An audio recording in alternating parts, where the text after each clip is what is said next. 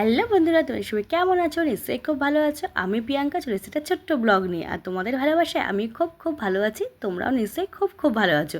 এইবার দেখো আমরা তিনজন মিলে রেডি সেডি হয়ে গেছি। আমি আমার বড় মশাই ছেলে রেডি সেডি হয়ে আমরা যাচ্ছি একটা জায়গায়। কোথায় যাচ্ছি সেইটা পুরো ব্লগটা দেখতে থাকো, পুরো ভিডিওর মাধ্যমে আমরা শেয়ার করব। আর দেখো, এটা হচ্ছে আমাদের কাঁচরাপাড়া থেকে জাগুলি যেতে গিয়ে যে ব্রিজটা পড়ে, সেই ব্রিজটা, এটা হচ্ছে ওভারব্রিজটা। এবার কোথায় যাচ্ছি আমি বলে দিই। আমরা যাচ্ছি হচ্ছে জলেশ্বর শিব মন্দিরে। জলেশ্বর শিব মন্দিরে কবে গেছিলাম বলতো? আমরা গেছিলাম শ্রাবণ মাসের যে প্রথম সোমবারটা পড়েছে তার আগের দিন, মানে রোববারে, সানডেতে গেছিলাম আমরা। সানডে ওই দিনকেই দুপুরবেলা আমরা বেরিয়ে পড়েছিলাম জলেশ্বর শিব মন্দিরে যাব বলে। আর ওই জন্যই দেখো রেডি সেডি হয়ে আমরা যাচ্ছি। এটা হচ্ছে এখানে যেতে গিয়ে এটা ফ্যামিলিয়ার স্কুল পড়ে। এই দেখো, এটা ফ্যামিলিয়ার স্কুল। আমরা বাইকেই গেছিলাম। এবার বলি, এই দেখো যেতে যেতে আমরা চলে এসেছি জাগলির মোড়ে। এবার বলি যে জলেশ্বর শিব মন্দিরে যাবে কী করে। আমরা যেহেতু বাইকে গেছি তাই জন্য কাঁচরাপাড়া থেকে আমরা পুরো টানা বাইকে গেছিলাম জলেশ্বর শিব মন্দিরে। এটা হচ্ছে জলেশ্বর শিব মন্দিরটা কোথায় বলো তো? এটা হচ্ছে বনগাঁ। বনগাঁ রোডে হচ্ছে জলেশ্বর শিব মন্দির, গাইঘাটা থানার অন্তর্গত বনগাঁ রোডে হচ্ছে জলেশ্বর শিব মন্দির। আর আমরা কাঁচরাপাড়া থেকে যেতে আমাদের পুরো মোটামুটি 1 ঘন্টা 20 মিনিট সময় গেছিলো। আর তোমরা যারা শিয়ালদা থেকে আসবে তারা বনগাঁ লোকাল ধরে হাবড়া নামবে। হাবড়া থেকে টোটো বা অটো যাই করো না কেন, সেখানে বলবে জলেশ্বর শিব মন্দির যাব, ওখানে তোমাদের পৌঁছে দেবে। আর আমরা যেহেতু বাইকে গেছিলাম তাই পুরো টানা বাইকে গেছি 1 ঘন্টা 15 মিনিট। আমাদের কাঁচরাপাড়া থেকে পুরো টাইম লেগেছিলো 1 ঘন্টা 15 মিনিট। আর দেখো যেতে যেতে দেখতেই পাবে চারপাশে সুন্দর সবুজ ঘেরা পরিবেশ, খুব মন মুগ্ধ হয়ে যাবে। এটা একটু গ্রাম সাইডে, আর এত সুন্দর এখানকার পরিবেশটা, সত্যি যেতে যেতে তোমরা পৌঁছে যাবে জলেশ্বর শিব মন্দিরে। আমরাও দেখো দেখতে দেখতে মন ভালো করতে করতে এত সুন্দর পরিবেশ দেখতে দেখতে চলে এসেছি জলেশ্বর শিব মন্দিরে।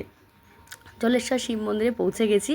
আর পৌঁছেই দেখো, দেখতেই পাচ্ছ এখানে পুজোর ডালা নিয়ে সব কিছু বসে আছে ঠাকুরের স্থানে। দেখো এখানে যেতে পুজো দেওয়া হয়।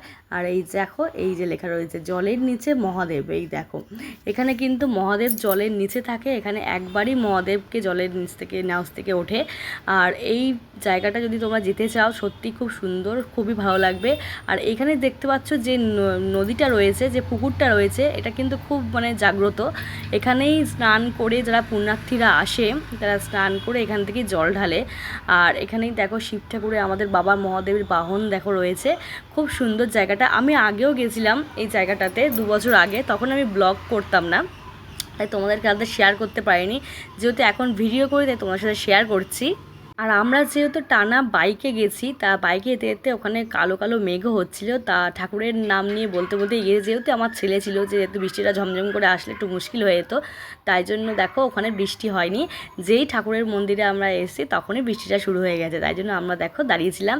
তারপর বৃষ্টি কমতেই আমার ছেলে দেখো মহাদেবের বাহনকে নমস্কার করবে, ওই জন্য দেখো চলে গেছে ঠাকুরের কাছে।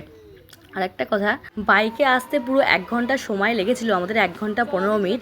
আমরা যদিও কোথাও দাঁড়াইনি, তাই জন্য যদি তুমি দাঁড়াও তাহলে কিন্তু একটু টাইম লাগবে। আর রাস্তা মোটামুটি খুবই ভালো, বাইকে যারা আসতে চাও তারা কিন্তু রাস্তা মোটামুটি খুবই ভালো, খুব সুন্দরভাবে চলে যেতে পারো। একটু একটু মাঝে খারাপ আছে, বাট প্রতিটা জায়গায় সুন্দর।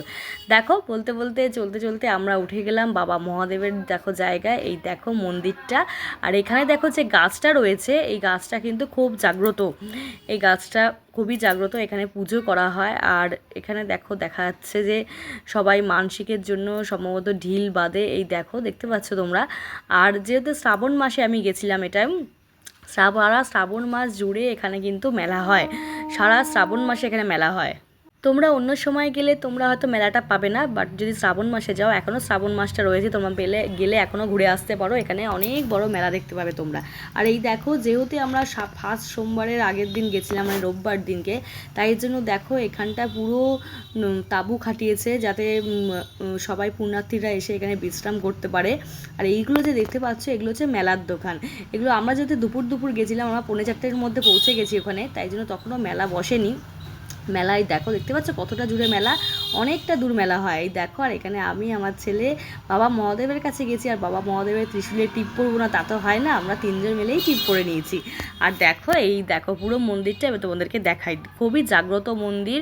বাবা এখানে জলের তলায় থাকে, তো তোমরা গেলে বন্ধুরা ঘুরে আসতে পারো। এখানে বাবা অনেক কারোর মনস্কামনা তোমাদের অবশ্যই পূরণ করবে। দেখতে পাচ্ছ কি সুন্দর মন্দিরটা। আর এখানে আমি পুজোর ডালা নিয়ে নিয়েছিলাম, তা তখনও মন্দির খোলেনি। ওই জন্য পুজোর ডালা নিয়ে আমি আমার ছেলে দুজনেই দেখো এখানে বসে আছি। আর এই মন্দির চত্বরটা তোমাদেরকে পুরোটাই দেখাচ্ছি, খুব সুন্দর লাগছে, আমার তো গিয়ে খুবই ভালো লেগেছে। আর এখানে দেখো একটা মন্দিরের সংস্করণের কাজ চলছে, এখানেও একটা মন্দির তৈরি করা হচ্ছে। এই দেখো এখানেও একটা বিশাল বড় মন্দির হচ্ছে। আর যেটা বলছিলাম, পুণ্যার্থীরা এসে এখানে দেখো বিশ্রাম নেবে, তার জন্য দেখেছো কত প্যান্ডেল করেছে, তাঁবু খাটিয়েছে, বাস দিয়ে দিয়েছে। তারপর এই বলতে বলতে দেখো ঠাকুরমশাই চলে এসেছে মন্দিরের দ্বার খুলতে। সকালবেলা পুজো হয় 8টা থেকে 1টা 1:30 অবধি খুব সম্ভবত, আর বিকালবেলা 4:30 থেকে পুজো শুরু হয় সন্ধ্যে 7টা অবধি। তোমরা এই টাইমে গেলে তোমরা ঠাকুরের কাছে কিন্তু পুজো দিতে পারবে বন্ধুরা। আর আমিও দেখো ওই জন্য এখান থেকে নিয়ে এখানতে ডালা নিয়ে নিয়েছিলাম ঠাকুরের কাছে পুজো দেবো বলে। আর এই দেখো এখানে চলে এসেছি, আর 4:30 তখন বাজে, তখন ঠাকুরমশাই মন্দির খুলে নিয়েছে। আমি এখানে পুজো দিতে দেখো বাবার গলায় একটা মালা পরিয়ে দিলাম, আকন্দ ফুলের মালা। তারপরে এখানে পুজো দিয়ে নিয়ে আমরা তারপরে বেরিয়ে পড়েছি। মন্দিরে তো ধূপ দিতে দেয় না, তাই এখানে দেখো এখানেও আমি এখানে তোমাদেরকে বলেছিলাম, আগেই দেখালাম যে এখানে জাগ্রত এই গাছটা।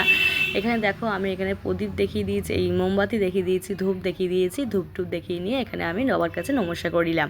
আর যেহেতু ওখানে তখন বিকেল ছিল, এখানে যে পুকুরটা রয়েছে দেখো, এখানে পুরো তখন সূর্য অস্ত যাওয়ার সময়টা, সূর্যের যে এটা দেখো পুরো পড়েছে জলের ওপরে, কি অপূর্ব লাগছিল। তাই আমি এই ভিডিওটা ক্যাপচার করিলাম, কেমন লাগছে অবশ্যই বলো বন্ধুরা।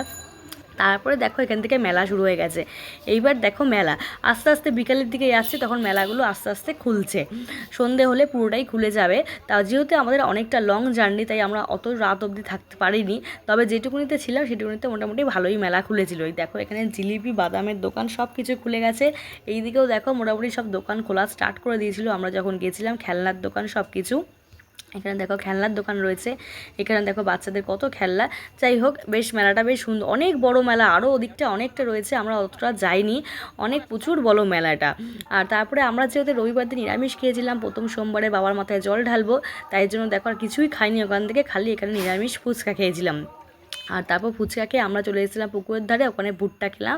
এই দেখো আমার ছেলে, আমি, আমার বড়মশাই 3জন মিলে আমরা ভুট্টা খেয়ে নিয়েছিলাম।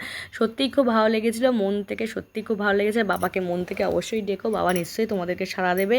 আর এই দেখো যখন এসেছিলাম তখন কিন্তু ফাঁকা ফাঁকা ছিল, দেখেইছো ভিডিওটা। আর দেখো আস্তে আস্তে কত লোক হয়ে যাচ্ছে, সব পুণ্যার্থীরাও আসছে হেঁটে হেঁটে জলেশ্বর মন্দিরের দিকে, সবাই হেঁটে হেঁটে গিয়ে বাবার মাথায় জল ঢালে।